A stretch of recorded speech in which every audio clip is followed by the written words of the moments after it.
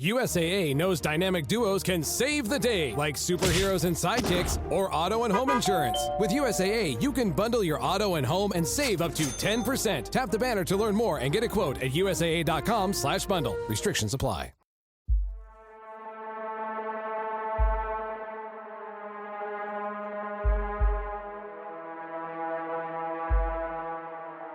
David, el gran rey de Israel, un hombre conforme al corazón de Dios, es una figura que inspira admiración.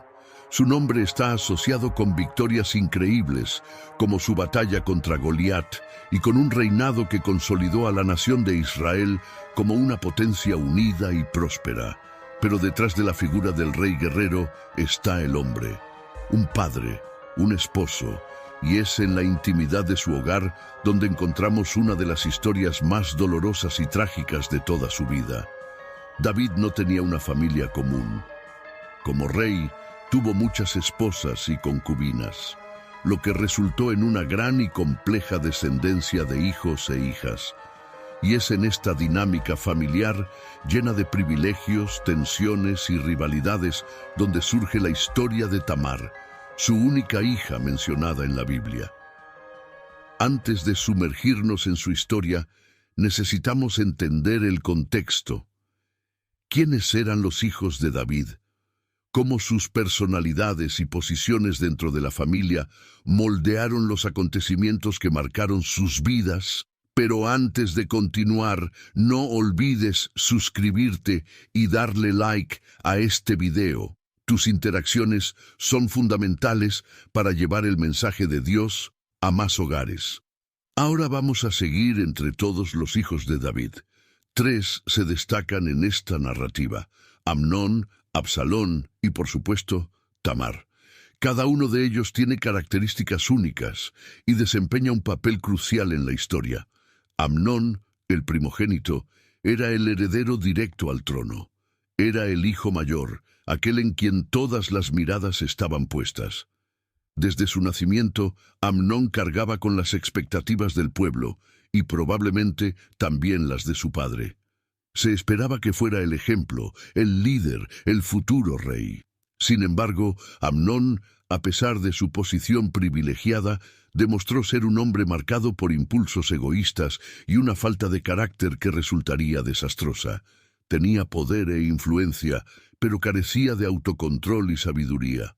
Por otro lado, Absalón era el tercer hijo de David, pero su impacto era inmenso. Era conocido por su belleza y carisma. La Biblia describe a Absalón como un hombre incomparable en todo Israel, alguien cuya presencia por sí sola impresionaba. Su largo cabello, que se cortaba anualmente y pesaba casi 2 kilos, se convirtió en un símbolo de su singularidad. Pero Absalón no era solo apariencia. Era ambicioso, estratégico y profundamente protector, especialmente hacia su hermana Tamar.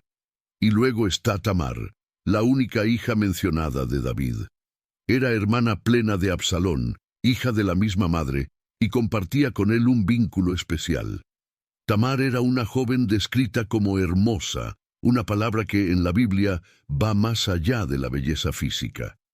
Representaba pureza, gracia y virtud. Como princesa de Israel, Tamar tenía una posición elevada, pero también una vulnerabilidad única. En un hogar lleno de hermanos con ambiciones y conflictos, Tamar se destacaba como una figura de inocencia. Para entender la historia de Tamar, debemos considerar el contexto familiar más amplio. David, con todas sus conquistas, también tenía fallos como padre. Era un hombre que, en muchos momentos, no lograba disciplinar a sus hijos ni manejar las rivalidades que surgían entre ellos. La casa de David, a pesar de su grandeza, era un lugar donde el poder y los privilegios a menudo generaban tensión. Imagina esta dinámica. Un hogar lleno de hijos de diferentes madres, cada uno con sus propias ambiciones, personalidades y relaciones con su padre. Amnón, como el mayor, probablemente tenía una posición privilegiada, pero eso no significaba que fuera respetado o amado por sus hermanos. Absalón, Con su carisma y determinación, probablemente atraía admiración, pero también causaba resentimiento. Y Tamar, con su inocencia y bondad, era la hermana que todos protegían, pero también la más vulnerable a ser utilizada. Este ambiente era un terreno fértil para conflictos y tragedias, un verdadero campo minado de rivalidades, ambiciones descontroladas y pasiones prohibidas. Y fue dentro de esta red de tensión y decadencia donde algo terrible comenzó a gestarse. Una oscuridad repulsiva, alimentada por deseos egoístas y corazones corrompidos, comenzó a tomar fuerza, preparando el escenario para uno de los actos más despreciables y repugnantes de la historia de Israel. Tamar, una joven llena de gracia y bondad, vivía su vida dentro de este palacio sin saber que su inocencia sería brutalmente explotada. Mientras caminaba entre las presiones y los deberes de ser hija de un rey, Amnón, el primogénito, estaba siendo consumido por un deseo enfermizo.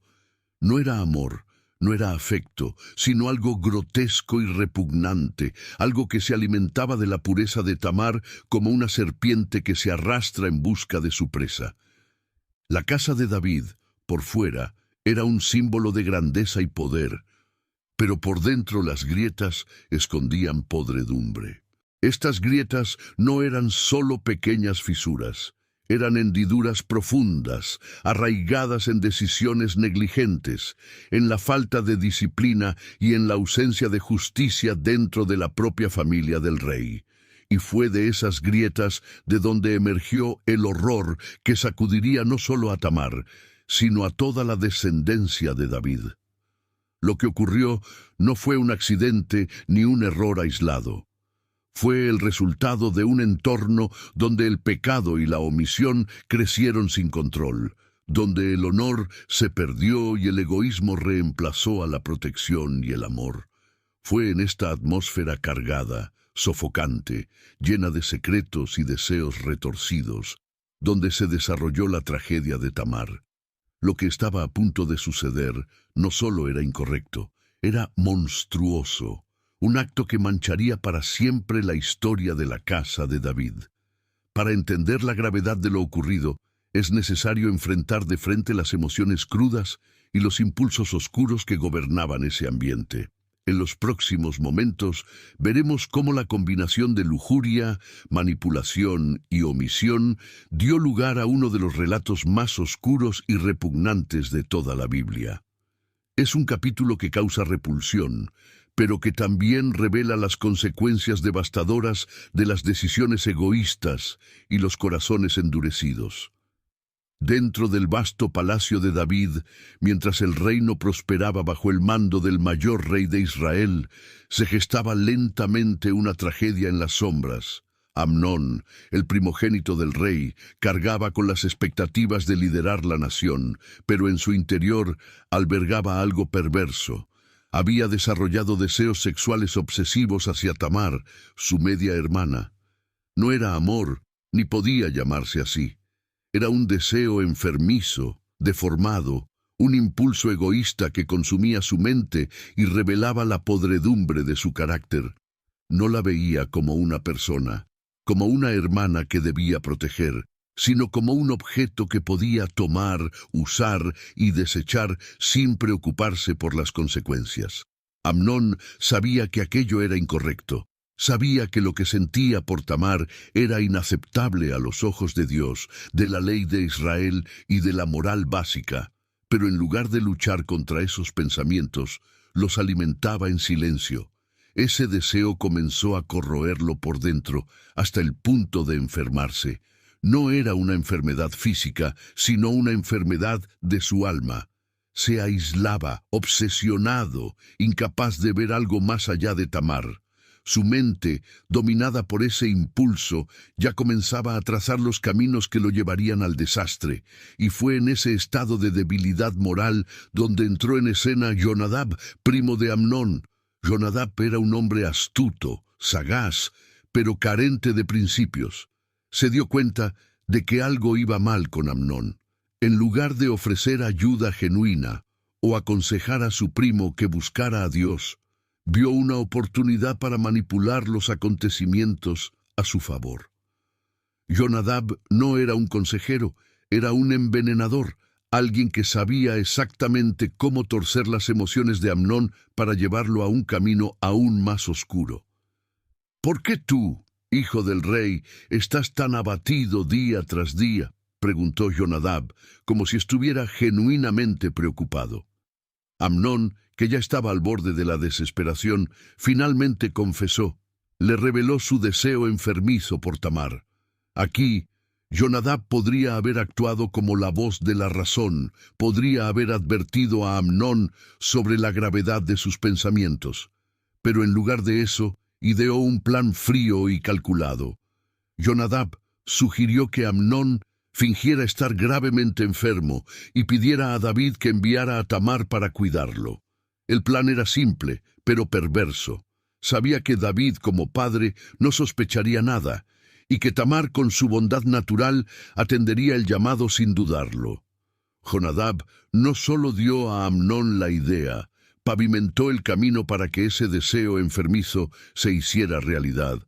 Fue un acto de manipulación cruel, donde utilizó la fragilidad de Amnón y la inocencia de Tamar para desencadenar una tragedia. Amnón, consumido por la ansiedad de satisfacer su deseo, aceptó el plan sin cuestionarlo. Fingió estar enfermo, se recostó en su cama y esperó. Cuando su padre, el rey David, vino a visitarlo, Amnón hizo la petición: que Tamar viniera a su habitación para prepararle una comida. David, sin imaginar las intenciones ocultas detrás de esa solicitud, estuvo de acuerdo. Piensa en eso. David, el hombre conforme al corazón de Dios, el gran rey, estaba siendo utilizado, manipulado por su propio hijo y por Jonadab. No sabía que, al aceptar la petición de Amnón, estaba enviando a su propia hija a una trampa. Este momento es devastador, porque muestra cómo la manipulación puede cegar incluso a los más sabios. Y Tamar era una joven llena de virtud, alguien que creía en lo mejor de las personas. Cuando recibió el llamado de su padre, fue sin dudar. Para ella, aquello era un acto de cuidado, una demostración de compasión hacia su medio hermano que, aparentemente, estaba enfermo. No tenía idea de lo que la esperaba. Cuando Tamar entró en la habitación de Amnón, encontró a un hombre que parecía débil, enfermo. Estaba acostado, mirándola con unos ojos que ella no podía descifrar. Sin sospechar nada, Tamar comenzó a preparar la comida. Estaba concentrada en su tarea, pero el ambiente ya había cambiado. Amnón la observaba, y su mente estaba completamente dominada por pensamientos impuros. Mientras Tamar trabajaba, Amnón seguía el plan de Jonadab. Fingió estar aún más débil, rechazando la comida que Tamar había preparado. Le pidió que se acercara, que llevara el alimento directamente a su cama. Para Tamar quizás eso era extraño, pero no sospechoso. Ella creía que estaba cuidando de su hermano, y su bondad la llevó a obedecer. Fue en ese momento cuando Amnón reveló su verdadera intención. La agarró con fuerza. La atmósfera cambió de manera brutal. Lo que antes parecía un gesto de cuidado se convirtió en una escena de horror. Tamar, al darse cuenta de lo que estaba por suceder, entró en pánico. Intentó resistirse, imploró, apeló a la razón y a la moral. Dijo: «No, hermano mío, no me fuerces a hacer esto. Esto no se hace en Israel. No cometas esta infamia». Tamar intentó de todo, pero Amnón estaba ciego. Ignoró sus palabras, ignoró su humanidad y cometió un acto que jamás podría deshacerse. Lo que ocurrió en esa habitación fue más que un crimen. Fue un acto de deshumanización, una violación que destruyó la vida de Tamar y manchó para siempre la historia de la casa de David. Y como si eso no fuera suficiente, Amnón, después de satisfacer su deseo, la rechazó. El amor que decía sentir por Tamar se transformó en odio. La expulsó de manera cruel, tratándola como algo desechable. Tamar salió de esa habitación devastada, como si el peso del mundo cayera sobre sus hombros. Sus pasos eran lentos, inseguros, casi tambaleantes. Su pureza había sido arrancada de manera brutal, su dignidad destruida sin piedad.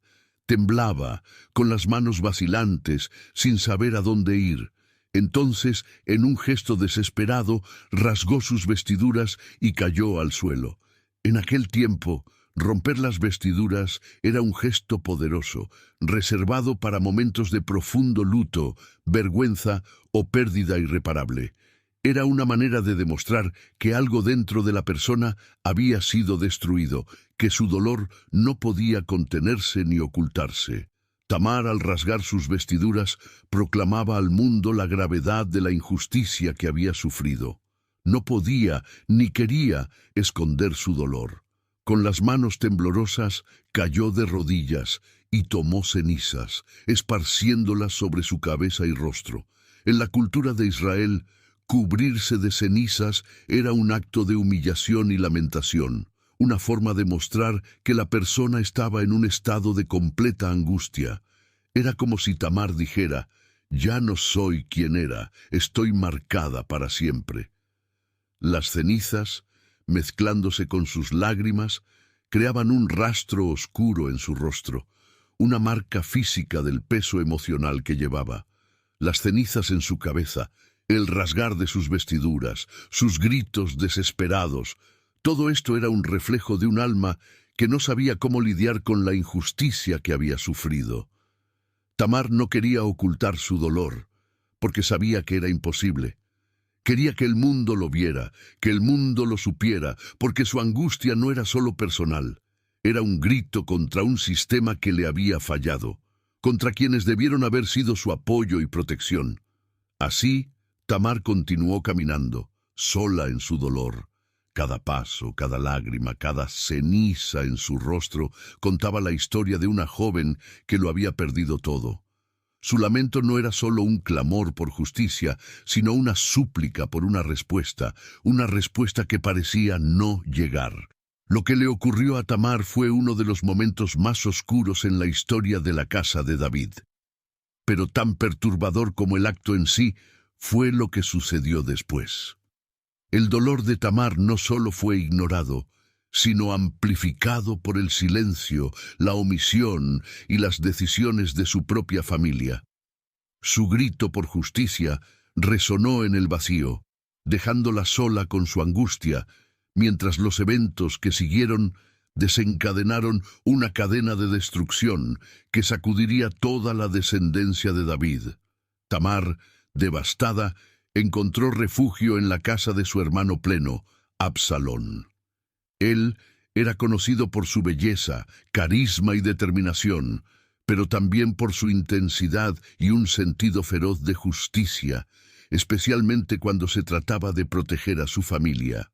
Cuando vio a Tamar llegar, con las vestiduras rasgadas, el rostro cubierto de cenizas y los ojos llenos de lágrimas, no necesitó escuchar palabras para entender lo que había sucedido. Su corazón se llenó de ira. Absalón preguntó: ¿Fue Amnón tu hermano? Sabía la respuesta. Sabía que Amnón, con su carácter egoísta e impulsivo, era el único capaz de algo tan monstruoso. Tamar lo confirmó, pero antes de que pudiera continuar, Absalón la interrumpió. Ahora, hermana mía, quédate callada. Él es tu hermano, no te aflijas por esto. 2 Samuel 13:20. La respuesta de Absalón a Tamar pudo parecer fría, pero estaba cargada de intenciones ocultas. Absalón no le estaba diciendo a Tamar que olvidara lo que había sucedido. Estaba tratando de calmarla, mientras, en silencio, planeaba una venganza contra Amnón. Llevó a Tamar a su casa, donde ella comenzó a vivir como una mujer desolada, una sombra de lo que alguna vez fue. Tamar, quien antes era una princesa llena de gracia y vida, ahora estaba marcada por un luto que nunca lograría superar. ¿Y qué decir de David? Él era el rey, el padre, el protector. Cuando David supo lo que Amnón había hecho, la Biblia dice que se enojó mucho. Cuando el rey David supo todo esto, se enfureció. 2 Samuel 13:21. Sin embargo, su ira no llevó a la acción, no castigó a Amnón, no consoló a Tamar y, sobre todo, no tomó las medidas necesarias para reparar la injusticia. David, quien enfrentó gigantes y ganó batallas, quedó paralizado ante su propio hijo. ¿Por qué David no actuó? Tal vez, al ser padre de Amnón, el heredero al trono, sintió que la situación era demasiado delicada. O quizá David recordaba sus propios pecados, como el caso con Betsabé, y sentía que no tenía autoridad moral para castigar a Amnón. Fuera cual fuera la razón, su inacción lo hizo parecer un rey injusto, un padre que no acogió a su hija y que permitió que Amnón quedara impune. Mientras tanto, Amnón permaneció sin castigo. Volvió a su vida cotidiana como si nada hubiera pasado, protegido por su posición como primogénito y heredero al trono. No mostró arrepentimiento ni enfrentó las consecuencias de sus actos. Ese silencio, esa inercia de David como padre y rey, fue un grito de abandono para Tamar y una ofensa para Absalón. Absalón, quien había recibido a su hermana en su casa, comenzó a alimentar un odio silencioso hacia Amnón. Veía a Tamar vivir día tras día como una mujer desolada, marcada por el dolor y la vergüenza.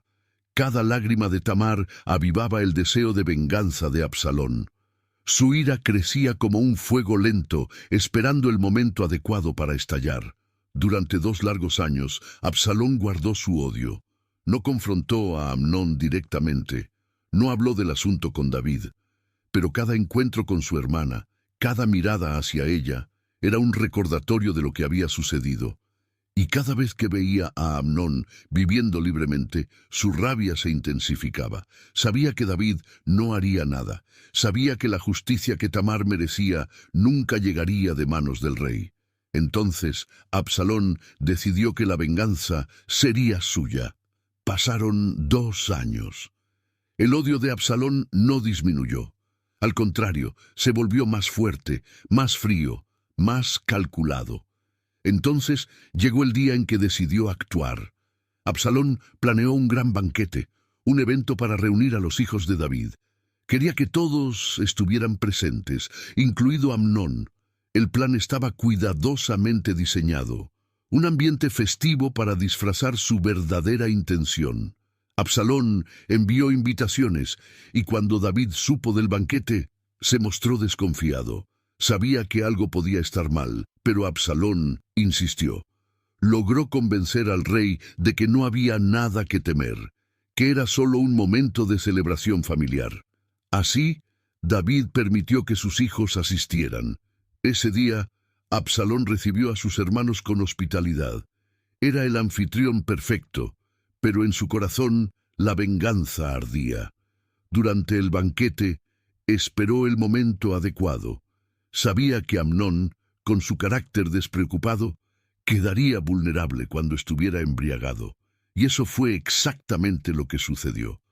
Cuando Amnón se relajó, rió y bebió sin moderación, Absalón dio la orden. Con una señal discreta, llamó a sus siervos. «Maten a Amnón», les dijo sin dudar. Y así fue. En medio del banquete, Amnón fue atacado y asesinado, rodeado por sus propios hermanos y los siervos de Absalón. El heredero al trono de Israel, el hombre que había destruido la vida de Tamar, pagó con su propia vida. El banquete, que comenzó como una celebración, terminó en caos y sangre. Los otros hijos de David, aterrorizados, huyeron del lugar, temiendo que Absalón pudiera estar planeando algo contra ellos también. La noticia llegó rápidamente al rey David, quien inicialmente pensó que todos sus hijos habían sido asesinados. Pero pronto supo la verdad. Solo Amnón había muerto. La muerte de Amnón fue un golpe para David. Perdió a su primogénito, el heredero al trono, pero también sabía que esa tragedia era consecuencia de su propia inercia. Si hubiera actuado 2 años antes, si hubiera defendido a Tamar y castigado a Amnón, tal vez esa cadena de eventos nunca habría ocurrido. Pero ahora era demasiado tarde. Absalón sabiendo que no sería perdonado por David, huyó a Jesús, el reino de su abuelo materno. Allí permaneció exiliado durante 3 años, lejos de su familia y de Jerusalén, pero con su posición aún intacta. La casa de David, ya marcada por la tragedia, estaba ahora en ruinas. Tamar, la mujer desolada. Amnón, el hijo muerto. Absalón, el exiliado. Y David, el rey que había perdido el control de su propio hogar. La historia de Tamar, Amnón y Absalón no es solo un relato trágico de una familia destruida por sus propios errores. Es un espejo de nuestra humanidad, un recordatorio doloroso de cómo el pecado, la omisión y los deseos desordenados pueden devastar vidas y destruir relaciones. Esta historia nos invita a reflexionar sobre el cuidado que debemos tener con los deseos de nuestro corazón y con las decisiones que tomamos. Amnón fue consumido por un deseo que permitió crecer sin control. No buscó ayuda, ni intentó luchar contra lo que sabía que estaba mal. Dio rienda suelta a su impulso egoísta, y al hacerlo, trajo destrucción no solo sobre Tamar, sino sobre sí mismo y su familia. ¿Cuántas veces también nosotros alimentamos pensamientos y deseos que sabemos que no nos llevarán a nada bueno? El pecado comienza en el corazón, pequeño, casi imperceptible, pero si no lo combatimos, crece y destruye. La Biblia nos advierte, engañoso es el corazón más que todas las cosas, y perverso. ¿Quién lo conocerá? Jeremías 17:9. Esto nos muestra que no podemos confiar ciegamente en nuestros sentimientos y deseos. Necesitamos someterlos a la voluntad de Dios, porque el corazón humano, cuando se deja a su suerte, puede llevarnos al caos. David, como padre y rey, nos muestra el peligro de la omisión. Se enfureció al enterarse de lo que hizo Amnón, pero no actuó. No confrontó el pecado, no buscó justicia, y esta inacción tuvo consecuencias devastadoras. La omisión es tan peligrosa como el mismo pecado, porque permite que el mal crezca. ¿Cuántas veces guardamos silencio cuando deberíamos hablar? ¿Cuántas veces ignoramos lo que sabemos que está mal por miedo a enfrentar las consecuencias? La palabra de Dios nos llama a actuar con valentía. Aprendan a hacer el bien, busquen la justicia, reparen al agraviado. Isaías 1:17. El silencio frente al pecado no es neutral, es cómplice. David, al no actuar, abrió espacio para que el odio de Absalón creciera y el caos se apoderara de su hogar. Por su parte, Absalón alimentó su ira en silencio. No buscó la reconciliación ni confió en Dios para hacer justicia. Permitió que el resentimiento se convirtiera en su motivación, y ese resentimiento lo llevó a la venganza y, eventualmente, a la rebelión. La ira no resuelta es como un veneno. Destruye no solo a quien la lleva, sino también a quienes lo rodean. Absalón quería justicia, pero utilizó los medios equivocados para alcanzarla, y eso lo llevó a la destrucción. La Biblia nos advierte: no dejen que el sol se ponga estando aún enojados. Efesios 4:26. El resentimiento nos esclaviza, nos aleja de Dios y de los demás. Cuando elegimos el camino de la venganza en lugar del perdón, nos convertimos en prisioneros de nuestra propia amargura. Esta historia también nos muestra el sufrimiento de Tamar, una joven que fue víctima de la maldad y la omisión de su familia. Ella representa a todos aquellos que han sido injusticiados, que han sufrido en silencio sin que nadie los defienda. Tamar nos recuerda que, incluso en medio del dolor, Dios ve. Él es el Dios que hace justicia, que escucha el clamor de los oprimidos. Entonces, ¿qué podemos aprender de esta historia?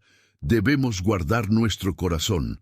Debemos confrontar el pecado, actuar con valentía y buscar la justicia, pero siempre con amor y sabiduría. Y sobre todo, debemos confiar en Dios, que es el único capaz de traer redención incluso en medio del caos. Por sobre todas las cosas cuida tu corazón, porque de él mana la vida. Proverbios 4:23. Esta historia es un llamado a estar vigilantes, a no ignorar las señales del pecado y a arrepentirnos mientras haya tiempo. Tamar, Amnón y Absalón nos muestran que nuestras decisiones tienen consecuencias y que el silencio frente a la injusticia puede ser tan destructivo como el mismo pecado. La historia de Tamar, Amnón y Absalón no es solo un relato distante, sino un llamado vivo. Que guardemos nuestro corazón, busquemos la justicia y confiemos en Dios para guiarnos, porque solo Él puede transformar incluso las tragedias más profundas en algo que glorifique su nombre. Antes de terminar, quiero dejarte un versículo para reflexionar. Está en Proverbios 4:23. Por sobre todas las cosas cuida tu corazón, porque de él mana la vida. Que esta palabra quede grabada en tu mente y en tu espíritu, recordándote cada día la importancia de someter tus deseos, pensamientos y acciones a la voluntad de Dios. Ahora quiero invitarte a orar juntos. Si puedes, cierra tus ojos, abre tu corazón y entrégate por completo al Señor en este momento. Oración. Señor Dios Todopoderoso, Creador de los cielos y la tierra, nos postramos ante tu presencia con un corazón humilde y contrito. Tú eres el Dios que ve todas las cosas, que conoce nuestros pensamientos, deseos e intenciones más profundas. Nada está oculto a tus ojos, Señor, y por eso nos entregamos completamente a ti, reconociendo que sin tu dirección somos como ovejas perdidas, incapaces de encontrar el camino.